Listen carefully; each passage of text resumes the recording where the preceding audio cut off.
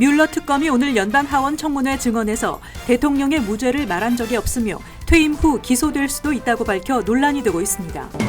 트럼프 행정부가 고용주를 대상으로 한 서류 미비자 색출 단속을 강화하고 있는 것으로 나타났습니다. 오는 11월부터 투자이민 프로그램의 투자금 하한선이 현재보다 80% 인상됩니다. 트럼프 행정부의 푸드스탬프 수혜 자격 대폭 강화로 300만 명의 수혜자가 자격 상실 위기에 처하게 됐습니다. 페이스북이 개인정보 대량 유출 사건으로 50억 달러 규모의 벌금을 물게 됐습니다. 이상은 이 시각 주요 뉴스입니다. 시청자 여러분 안녕하십니까? KBN 뉴스입니다. 뮬러 특검이 오늘 연방 하원 청문회에 나와 증언했습니다. 자신의 특검 보고서는 대통령의 무죄를 말한 적이 없다고 말하고 퇴임 후 기소될 수 있다고 밝혀 논란이 되고 있습니다. 트럼프 대통령은 사법 방해는 없었다며 민주당과 특검 둘 다를 비난했습니다. 임동규 기자가 보도합니다. 지난 대선 당시 도널드 트럼프 후보 캠프와 러시아 측의 유착 의혹을 수사한 로버트 뮬러 전 특별검사가 특검 보고서는 트럼프 대통령의 사법방해 혐의에 대해서 무죄라고 확증해 준 적이 없다고 밝혔습니다. 뮬러 전 특검은 오늘 하원 법사위원회 청문회 증언자로 출석해 민주당의 제리 네이들러 위원장으로부터 귀하는 실제적으로 대통령이 혐의가 없다는 결론을 내렸는가라는 질문에 아니다라고 분명히 밝혔습니다. 이어서 내 보고서가 트럼프 대통령의 사법방해 혐의에 대해 무혐의 판정을 내리지 않았다고 말했습니다. 또 대통령이 퇴임 후에 사법방해 혐의로 기소될 수 있냐는 물음에 사실이라고 답변했습니다.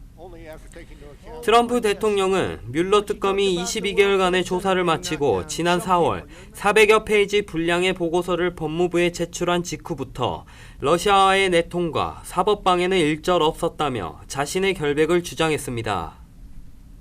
오늘 뮬러 전 특검의 발언은 트럼프 대통령이 사법방해를 일절하지 않았다는 주장과 배치되는 것입니다. 한편 트럼프 대통령은 뮬러 특검에 의해 증언 전부터 연달아 올린 트윗을 통해 뮬러 보고서의 결과 공모와 사법방해는 없었다고 주장하며 무고한 대통령의 마녀 사냥에 시간을 낭비하고 있다고 민주당원들과 뮬러 특검을 비난했습니다. KBN 뉴스 임동규입니다. 도널드 트럼프 행정부가 요식업, 제조업, 농업 등으로 서류 미비자 직원이 많은 업종의 고용주를 대상으로 서류 미비자들을 색출하는 단속을 강화하고 있는 것으로 나타났습니다. 트럼프 행정부가 들어선 뒤 고용주에게 페이롤이나 I-9을 요구하는 사례가 늘고 있다고 뉴욕타임즈가 어제 보도했습니다. 이민세관 단속국이 2017-2018 회계연도에 고용주에게 페이롤 등 서류 요청을 한 횟수는 총 5,981건이었으며 이는 직전 회계연도에 1,360건에 비해 4배 이상 증가한 것입니다. 2019-2020 회계연도에는 이 수치가 더욱 급증할 것으로 보입니다. 최근 대규모 단속 기간 중 고용주에게 서류 요청을 한 횟수는 3,282건으로 단 2주 만에 지난 회계연도의 절반이 넘는 요청을 한 것입니다. 한편 한인 기업들도 이민국 단속을 대비해 직원 I-9 확인에 나서고 있습니다. 한 기업은 규정상 직원이 입사할 때 I-9을 받는 것이 원칙이지만 정부의 단속 강화 영향으로 전 직원들의 I-9을 다시 확인했다고 전했습니다. 또 이민자 단속 강화로 인해 노동자들이 겁을 먹고 일터에 나오지 않는다며 고용주에게까지 압박을 하면 상황은 더욱 힘들어질 것이라고 전했습니다. 트럼프 행정부는 지난 22일 미국에서 2년 미만 체류한 서류 미비자를 재판 없이 일시 구금 후 신속 추방하는 규정을 시행한다고 밝혔습니다. 신속 추방은 국경에서 밀입국한 지 2주 이내 국경 100마일 안에서 체포된 이들에게만 적용됐는데 이를 2년 미만 체류한 모든 서류 미비자로 확대한 것입니다. 한편 이민당국이 뉴욕 등 10개 대도시에서 대대적인 불법 체류자 체포, 추방 작전을 진행 중인 가운데 지금까지 체포된 인원은 35명에 불과한 것으로 밝혀졌습니다. 도널드 트럼프 대통령의 지시로 추방 작전을 지난 14일부터 개시한 연방 이민세관 단속국이 이번 작전을 통해 체포한 이민자 수는 35명에 불과한 것으로 확인됐다고 CNN과 뉴욕타임즈 등이 보도했습니다. ICA는 당초 법원의 추방 명령이 떨어진 불법 체류자 가족 구성원 2,020명을 체포하겠다고 밝힌 바 있습니다. 맷 앨번스 ICA 국장 대행은 불법적인 활동을 통해 불법 체류자들에게 단속을 피하는 요령을 알려준 사람들을 알지는 못하지만 이로 인해 추방 작전을 효율적으로 집행하는 것이 어려웠던 점은 사실이라고 밝혔습니다. ICA 단속 작전은 지난달에 진행될 것으로 발표됐었지만 트럼프 대통령이 의회에 시간을 주겠다며 2주간 연기했습니다. 이후 연방국토안보부 내부에서 대대적 단속 작전을 두고 찬반 양론이 대립했고 단속 정보가 내부에서 새나갔다는 지적이 나온 바 있습니다. 투자 이민의 문턱이 더 높아집니다. 오는 11월부터 투자 이민 프로그램의 투자금 하한선이 현재보다 80% 인상되고 투자 이민 프로그램에 대한 관리 감독도 강화됩니다.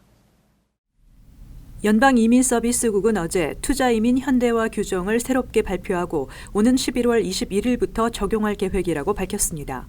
투자이민 현대화 규정에 따르면 현재 투자이민 신청의 90% 이상을 차지하고 있는 리저널 센터 투자이민의 최소 투자금은 현행 50만 달러에서 90만 달러로 상향 조정하고 일반 투자이민의 경우도 투자금 하한선이 현행 100만 달러에서 180만 달러로 인상됩니다. 투자금 하한선 인상폭은 170%까지 상향 조정될 것이라는 당초 예상보다는 크게 낮아진 것이지만 앞으로 5년마다 인플레이션을 기준으로 투자금 하한선을 상향 조정하도록 하는 내용이 포함돼 있어 지속적인 인상이 불가피할 것으로 예상됩니다. 이번 규정에는 최소 투자금 상향 조정 외에도 리저널 센터 투자이민을 이용할 수 있는 고용 촉진 지역 지정과 관리에 대한 기준을 변경하는 내용도 포함됐습니다. 그동안에는 인구 2만 명 이상의 도시나 타운을 고용 촉진 지역에서 제외했지만 앞으로는 포함될 수 있게 됐습니다. 또 고용 촉진 지역에 지정되기 위해서는 해당 지역의 주정부로부터 승인을 받거나 비자 신청자가 이민서비스국에 충분한 증명 자료를 제출해 합당성을 인정받아야 했지만 앞으로는 주정부의 결정권을 없애기로 했습니다. 대신 연방국토안보부가 직접 센서스 자료를 통해 고용 촉진 지역을 결정하게 된 데 따라 앞으로 리저널 센터 투자 이민이 더 까다로워질 것이라는 게 전문가들의 분석입니다. 투자 이민 규정이 변경되는 것은 투자 이민 프로그램이 첫 시행된 지난 1993년 이후 27년 만에 처음입니다. 트럼프 행정부가 푸드 스탬프 근로 조건을 강화한 데 이어 잇따라 프로그램의 수혜 자격을 강화하고 있습니다. 푸드 스탬프 수혜 자격 대폭 강화로 300만 명의 수혜자가 자격 상실 위기에 처하게 됐습니다. 연방농무부가 빈곤가정 긴급보조금을 최소 $50 이상 6개월 연속 받았을 경우에만 푸드 스탬프를 받을 수 있도록 하는 개정안을 연방관보에 고시했다고 월스트리트 저널이 어제 보도했습니다. 현재는 각 주에서 빈곤가정 긴급보조금을 받는 것만으로도 별도의 소득 또는 자산에 대한 심사 없이 자동으로 푸드 스탬프 수혜 자격을 부여했습니다. 농무부에 따르면 2018년 기준으로 4천만 명이 푸드 스탬프 수혜자로 추산되고 있습니다. 소니 펄듀 연방농무부 장관은 너무 오랫동안 많은 수혜자들이 소득 또는 자산 자격 기준에 대한 검사를 받지 않는 허점을 통해 푸드 스탬프를 받아왔다고 지적했습니다. 농무부는 이번 개정안이 시행되면 현행 수혜자 중 170만 가구 310만 명이 푸드 스탬프 수혜 자격을 상실할 것으로 예측하면서 연간 25억 달러씩 앞으로 5년 동안 94억 달러의 관련 예산을 절감할 수 있을 것으로 기대하고 있습니다. 이번 개정안은 60일간의 여론 수렴 과정을 거친 후 백악관 예산관리국의 승인을 받아 시행됩니다. 페이스북이 개인정보 대량 유출 사건으로 50억 달러 규모의 벌금을 물게 됐습니다. 연방통상위원회는 오늘 페이스북의 사용자 프라이버시 침해를 이유로 50억 달러의 벌금을 부과하고 페이스북의 활동에 새로운 제약과 감독 조항을 신설했습니다. 페이스북에 부과된 과징금은 연방통상위원회가 기술회사에 내린 것으로는 최대 규모이지만 지난해 페이스북은 총 수입이 560억 달러에 육박했으며 CEO 마크 저커버그가 개인적으로 져야 하는 책임의 폭은 예상보다 작다는 지적입니다. 연방통상위원회는 페이스북과 과징금 부과 합의에 이르면서 저커버그가 페이스북의 개인정보 등 사생활 보호 프로그램 준수를 개인적으로 확증하도록 했으며 거짓으로 이를 확증할 경우 저커버그는 민형사 책임을 지게 된다고 경고했습니다. 페이스북은 과징금 부과를 인정하는 대신 비리 행위에 대한 인정은 하지 않기로 감독당국과 합의했습니다. 조 사이먼스 통상위원회 의장은 성명을 통해 위반 사례가 계속되지 않도록 페이스북의 모든 프라이버시 문화를 바꾸기 위해서 새로운 제안을 부과했다고 밝혔습니다. 규제 당국인 통상위원회와 페이스북 간의 과징금 부과 합의안은 공화당 인사 3명이 찬성해 3대2로 통과됐으며 이 벌금 합의안은 추후 법원의 추인 과정을 거쳐야 합니다. 연방통상위원회는 지난해 데이터 수집 회사인 캠브리지 아날리카가 사용자들의 허락 없이 무려 8,700만 명의 페이스북 사용자들의 개인정보를 획득한 사실이 폭로된 뒤 페이스북에 대한 관련 조사를 실시했습니다. 미국 역사상 처음으로 2020 센서스의 온라인 조사를 실시할 예정인 가운데 뉴욕시 3가구 중 1가구는 인터넷 미가입자로 나타나 온라인 인구조사 참여가 힘들 것이라는 조사 결과가 나왔습니다. 스카 스트링거 뉴욕시 감사원장이 어제 발표한 뉴욕시 5개 보로의 인터넷 가입자 현황 보고서에 따르면 뉴욕시 가구의 29%에 해당하는 91만 7,239가구는 인터넷에 가입돼 있지 않아 센서스 참여가 어려운 상황으로 밝혀졌습니다. 인터넷 미가입자가 가장 많은 곳은 맨하탄 차이나타운과 로우 이스트사이드 지역으로 지역 주민의 50%가 인터넷에 가입돼 있지 않았으며 브롱스 헌츠포인트 48%, 브루클린 오션 파크웨이 46% 등의 순이었습니다. 스트링거 감사원장은 인터넷에 가입돼 있지 않은 가정 중 35만 2천여 가구는 셀폰 데이터 플랜을 이용해 스마트폰으로 센서스 참여가 가능하지만 실제 참여율은 극히 소수에 불과할 것이라고 예측했습니다. 또 인터넷 가입 여부는 소득과 인종, 학력, 나이에 따라 큰 차이를 보이고 있어 소수계와 저소득층, 노인층 등의 누락이 클 것이라는 전망입니다. 스트링거 시 감사원장은 인터넷 미가입자들의 센서스 참여를 이끌어내기 위해서는 종이 설문조사를 인터넷 미가입자가 많은 지역에 우선적으로 실시하고 공립도서관에서 온라인 설문조사 지원, 공공장소에서 센서스에 참여할 수 있는 키오스크 설치 등을 제안했습니다. 지난 주말 뉴욕시 경관이 공무 수행 도중 물세례를 받는 사건이 2건 연달아 발생했습니다. 이 영상이 소셜미디어를 통해 공유되면서 사회적 공분을 사고 있는 가운데 오늘 사건 현장에 있던 갱단의 멤버 1명이 체포됐습니다. 기록적인 폭염이 있던 지난 20일 브루클린의 이스트 뉴욕 애비뉴에서 소란을 피우는 무리가 있다는 신고를 받고 출동한 경관들이 이들을 제압하는 과정에서 양동이에 든 물을 뒤집어 썼고 무리는 웃으며 장난하듯 경관들을 상대했습니다. 또 맨하탄 할렘에서는 경관들이 차량 운전자를 체포하고 있던 중 몰려든 남성들이 양동이에 떠온 물을 퍼붓고 조롱하며 양동이를 경관에게 던졌습니다. 이 같은 상황이 담긴 영상이 소셜미디어를 통해 퍼졌고 경찰은 물론 정치인과 언론, 시민들까지 분노를 표시하고 있습니다. 뉴욕시경은 브루클린에서 경관에게 물을 부은 갱 멤버 중 1명을 체포했다고 밝히고 앞으로 유사한 일이 발생할 경우 이들을 모두 2급 공무집행 방해, 3급 수사 방해, 그리고 2급 소란죄 등으로 체포할 것을 지시했습니다. 또 이번 사건에 연루된 이들을 반드시 체포해 법의 심판을 받게 하겠다고 선언했습니다. 한편 경찰 노조는 드블라지오 시장이 뉴욕시경에 보여준 행동과 정책 때문에 이 같은 일이 벌어진 것이라며 시장을 비판했습니다. 또 1994년에서 2001년 뉴욕시장을 지내면서 범죄율을 끌어내린 것을 최대 업적으로 평가받는 루돌프 줄리아니 전 시장 역시 현 시장을 비난하고 나섰습니다. 뉴저지 잉글우드 클립스의 주민들이 민주당 소속 글로리아 오오 시의원과 에드워드 에버사 의원에 대한 주민 소환 투표 청원을 제출했습니다. 뉴저지 한인 시의원이 주민 소환 대상이 된 것은 처음입니다. 지난 19일 주민 3명에 의해 신청 접수된 주민소환 청원서에는 오 의원과 에버사 의원이 저소득층 주택 관련 사안에 대한 적절한 조치를 취하지 못했고 관련 협상에 대해서 투명하지 못했으며 아파트 단지가 들어설 때 미칠 영향을 다른 로컬 정부들과 협력하지 않았고 주민들의 이익을 위해 일하지 않고 있다고 주장하고 있습니다.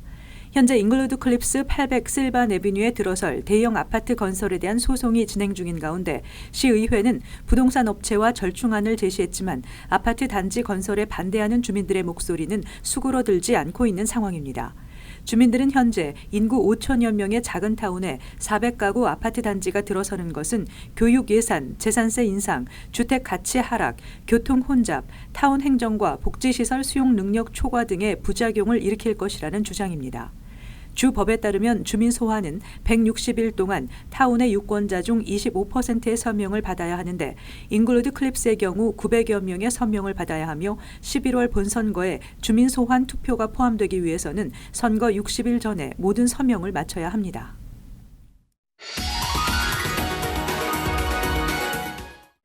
이어서 LA 지역 한인사회 소식입니다. 캘리포니아 차량 등록국 DMV가 본격적으로 서비스 개선에 나설 전망입니다. 개빈 뉴섬 캘리포니아 주지사는 오늘 DMV 개혁을 목표로 한 전략팀의 서비스 개선 보고서를 발표하고 리얼 ID 발급 절차를 간소화하는 등 앞으로 새로운 DMV 시스템 개선 방안을 점차 도입할 계획이라고 밝혔습니다. We have a real challenge ahead of us, emphasis real, and that's next year, October 1st, 2020. That's when this Real ID program has to be finished.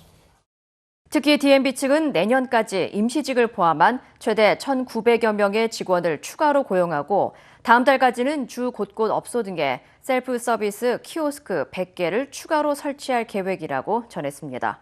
이외에도 DMV 측은 오는 9월 데이비스 사무소를 시작으로 신용카드 결제 서비스를 전국의 모든 DMV 사무소로 확대할 예정이라고 덧붙였습니다. 지난 독립기념일 캘리포니아주에서 20년 만에 가장 강력한 지진이 강타한 이후 8만여 건의 여진이 발생한 것으로 나타났습니다. 자카리 로스 캘리포니아 공과대학 지질 물리학 교수는 지난 4일 리지 크레스트 강진 이후 인근 지역에서 현재까지 8만여 차례 여진이 있었다며 이 지역에서 규모 7.0 이상 강진이 다시 일어날 확률은 300분의 1이라고 전했습니다. 로스 교수가 예측한 강진 확률은 연방지질조사국이 전망한 규모 7.0 이상 강진 재발 확률 100분의 1보다 낮은 수치입니다. 로스 교수는 강진 확률은 떨어지지만 리지 크레스트 인근 지하에는 뜨거운 지구 연료가 흐르고 있어 집안이 불안하다고 설명했습니다. 한편 강진의 진앙지인 리지 크레스트는 LA에서 북동쪽으로 155마일 떨어진 인구 2만 8천여 명이 거주하는 소도시입니다. 이어서 간추린 소식입니다. 상원에서 9.11 테러 피해자를 지원하는 기금에 앞으로 10년 동안 102억 달러를 추가하는 등 수십 년에 걸쳐 피해자를 지원할 수 있게 하는 법안이 통과됐다고 월스트리트 저널이 어제 보도했습니다. 연방의회는 9.11 테러 현장에 투입됐다 후유증으로 고통받는 구조대원들을 위한 보상기금을 마련해 지원해왔지만 최근 기금이 고갈돼 보상금 액수가 삭감될 수 있다는 전망이 나오며 기금 확충이 시급해졌습니다. 퀸즈 엘머스트에 거주하는 한인 배 모 씨가 지난 22일 오후 6시쯤 권총을 소지한 채 퀸즈 리틀렉 263 스트리트과 58 에비뉴 소재 한 가정집에 침입하려다 신고를 받고 출동한 경찰에 체포됐습니다. 경찰은 현장에 도착했을 때 가정집 앞문을 열고 들어가려고 하는 배 씨를 발견하고 검거했으며 배 씨를 수색한 결과 불법 총기를 발견하고 압수했습니다. MTA는 고객 서비스 향상 차원에서 모유 수유가 필요한 롱알랜드 레일로드 승객들을 위해 대합실에 수유 전용 공간을 설치할 예정이라고 밝혔습니다. 이 공간은 일반인을 비롯한 장애인이 이용하기에 불편함이 없는 구조로 설계돼 의자, 선반, 거울, 옷걸이, USB 포트 등의 시설이 갖춰지게 됩니다. 필랭 롱알랜드 레일로드 회장은 앞으로도 이용객들이 열차 이용과 대기 시간을 보다 편히 보낼 수 있도록 다양한 시설과 프로그램을 마련하겠다고 밝혔습니다. 최근 맨하탄의 뉴 뮤지엄과 구겐하임 뮤지엄을 시작으로 공동주택 박물관, 브루클린 음악 아카데미, 시애틀의 프라이 미술 박물관의 노동자들이 조합을 결성했다고 뉴욕타임즈가 보도했습니다. 노조는 박물관 임원들의 과도하게 높은 임금을 지적하며 소득 불평등을 주장하고 있습니다. 공개된 소득세 신고 자료에 따르면 필라델피아 박물관장은 약 70만 달러, 위트니 박물관장은 약 100만 달러 이상을 받는 것으로 나타났습니다. 계속해서 환율과 증권 소식입니다.